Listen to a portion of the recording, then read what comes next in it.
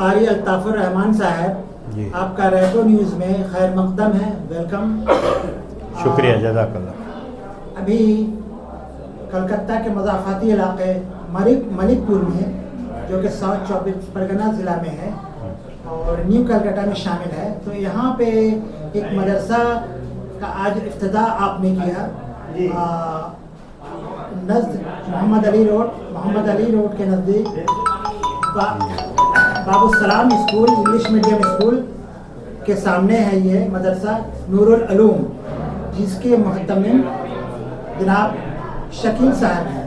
तो आज आपने इसका इफ्तिताह किया, तो आवाम को, यहाँ के लोगों को, मलिकपुर और मतलब बरईपुर, सुभाष ग्राम और कलकत्ता के लोगों को आप क्या पैगाम देना चाहेंगे? देखिए, एक तो सबसे बड़ा काम हाफिज़ शकील अज़मती साहब ने किया है कि आज मदरसा नूरुल उलूम बुनियाद डाली है यहाँ मलिकपुर के मोहम्मद अली रोड में। और ये मदरसा, मैंने जैसे कहा कि ये मदरसा कारखाना है जहाँ दिल बनाया जाता है इंसान का। यहाँ दीन सिखाया जाता है, कुरान सिखाया जाता है, अल्लाह और अल्लाह के रसूल के अहकामात को बताया जाता है। इस लिहाज से ये मदरसा बहुत ज़रूरी है और इलाके में ऐसे मकतब और मदारिस खुलना चाहिए जिससे आवाम को दीन की जानकारी, कुरान की जानकारी, ये सब समझ में आए।